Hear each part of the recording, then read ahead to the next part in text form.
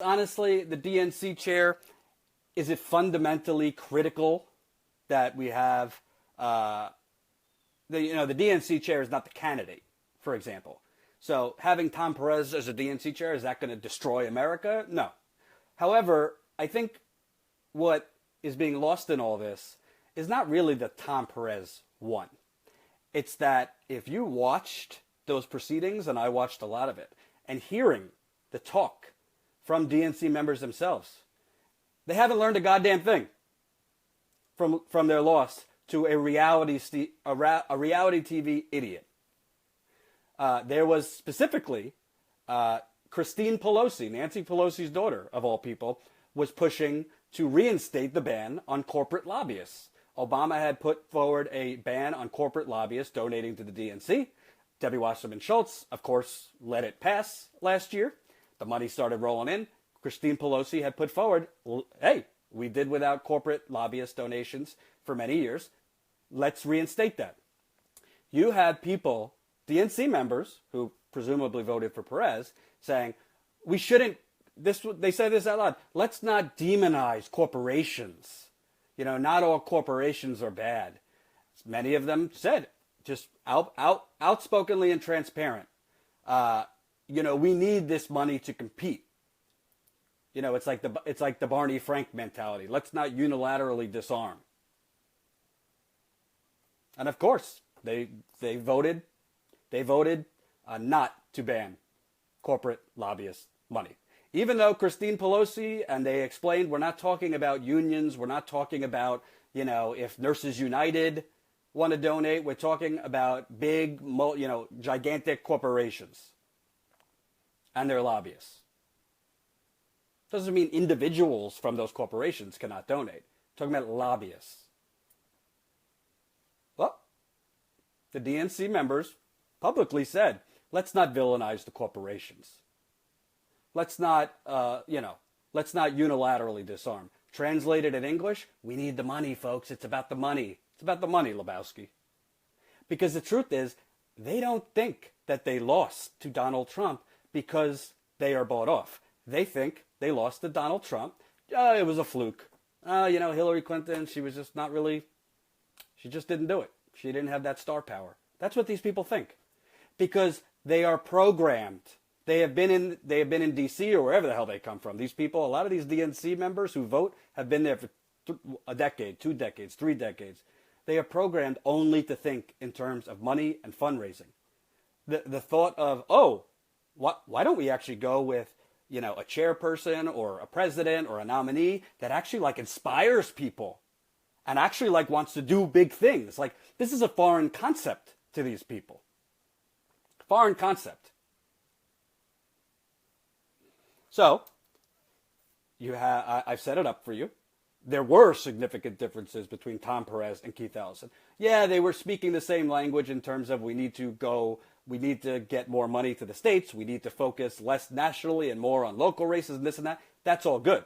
But which candidate would have galvanized millennials? Which candidate would have galvanized the Bernie Sanders coalition? Which candidate would have been more willing to stop taking money from corporate lobbyists? Which candidate would, instead of constantly sending out fundraising emails, might focus on, hey, let's have a town hall with young people or blue-collar workers? Which candidate would go on TV and be the best fighter against Donald Trump? We always talk about the resistance. Hey, Keith Ellison is a great face against Donald Trump. First Muslim American congressman, first Muslim American congressman. But not only that, he's not a talking point machine. He brings fire. And of course, they voted for Tom Perez. And they voted for Tom Perez because these people in the DNC and the Democratic Party establishment, they would rather lose and keep the money than win on ideas and representing average working people. That's true. That's the truth. I think these folks would have rather lost to Donald Trump with Hillary Clinton than win with Bernie Sanders. And that's why they're going to keep losing. Because I'm going to do this more in a different video and go through specific things that Trump is doing. Trump might be an idiot the way he speaks, but he's actually smart what he's doing, because Trump is doing very similar to what Bill Clinton did as president. He's actually giving crumbs to a lot of different constituencies. Trump, for example, has met with labor unions and promised labor unions a lot, and he already stopped the TPP. So that's a check for a lot of these conservative Democrats, a lot of these Democrats that might have voted for Obama but switched to him in the Rust Belt. He's satisfying them. Trump, in his ridiculous budget that my colleague Emma Vigeland is going to be talking about after me, he's pushing an extra $54 billion in defense spending.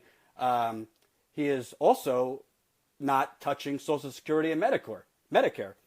Check for the seniors. Trump is also signing an executive order to grant more money to nationally historic black colleges. So check. Trump is giving crumbs to a lot of different constituencies. So as he speaks, he might sound like a moron, but he's actually fairly smart in what he's doing. Now, I don't support Trump. I know he doesn't care about most of these constituencies. However, in the policies, he is giving a little bit and spreading it around to different constituencies, and that is a good strategy to win re-election.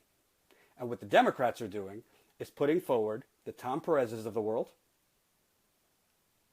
And make no mistake about it, you think Tom Perez, as the DNC chair, is going to be pushing the Sam Ronins of the world to run on the local level? That's at the core of this. The DNC chair is very, very influential on which candidates run downstream. I interviewed Sam Ronin. All those videos are up now. We just put the last 3 parts up on TYT Politics this morning. Sam Ronin, a veteran, extremely progressive, got 0 votes running for the DNC chair. And fairly young, too. 0 votes. An actual progressive.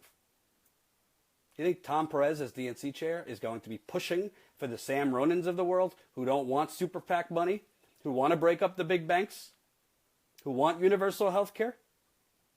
Hell no. Hell no. You're right, Barbara. Actions speak louder than words. So, fundamentally, and one last thing, I got a chuckle out of this. So this morning, Senator Dick Durbin of Illinois, he's the Democratic whip in the Senate. He's on Morning Joe, and they're ranting against Trump.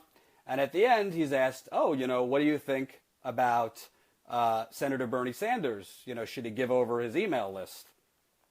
And Durbin says, oh, you bet. Oh, you bet. And we are. We are, meaning we're trying to get him to give over his email list. So Bernie Sanders, on one hand, they love the talking point, oh, he's not even a Democrat, Bernie Sanders. However, he's a Democrat when we need his email list of millions and millions of young people. And I almost say, Bernie, give it to them, because I would love for them to get the responses from you guys. Do I think fundamentally Democrats are better than Republicans? Absolutely. On social issues, 100%. As I tell you, I am critical of corporate establishment Democrats, but we can't lose sight of Trump is a danger on these social issues. I mean, there's a lot to say about Hillary Clinton, but I don't think she would be doing half of this stuff with the Muslim bans and the xenophobia on the transgender and all this stuff. It's evil, dark stuff, and TYT is covering it. I'm covering it as much as we can. However, economically, this country runs on the economy because, as I always say, it's the money, Lebowski. And the Democratic Party, by putting Tom Perez in as its chair, are telling the same people that did not vote for Hillary Clinton, go elsewhere. We'll just foam at the mouth about Trump for the next 4 years. We will make him into Stalin, and people will have no choice, and they'll come home to us. Well, I got news for you. And remember this. Resistance is not enough. Resistance is not enough. Thank you, Joyce. It's not just young people. It's also older people. I've met plenty of people. Older people, middle-aged people who are pro-Bernie, progressive, and are not coming back to the Democratic Party until they change their shit. Now, we could have a fundamental discussion about what's the best way. Is it Dem enter, Dem exit, Green Party, Justice Democrats? I'm not getting into all that. That's a separate video. I personally think the most effective, immediate way is primarying the hell of out of these corporate Democrats. There is a lot more Democrats up for re-election in 2018 than Republicans, actually. So there's a great opportunity to get actual progressive candidates to primary them and have our own version of the Tea Party wave of 2010 minus the racism. Call it whatever you want, but to mimic what the Tea Party did without the racism and potbellies hanging out. But I'll tell you what, there is one silver lining, and I'll say this. So, unlike an actual election, this was just establishment DNC members voting, right? It wasn't you and me voting. It was political operatives essentially voting. The fact that Keith Ellison got 200 votes is a positive thing. It doesn't change the fact that Ellison lost. It doesn't change the fact that we're angry. It doesn't change the fact that obviously overall the masses have not learned anything. But the fact that Bernie Sanders only got 39 superdelegates, which most of the superdelegates are the same people that voted. A lot of superdelegates are DNC, voting DNC members. To go from 39 in November to now 200, that's a positive thing. I know we don't want moral victories. I know we need immediate victories, as in getting people in office. But no war was lost without losing a couple battles first. That's just the truth.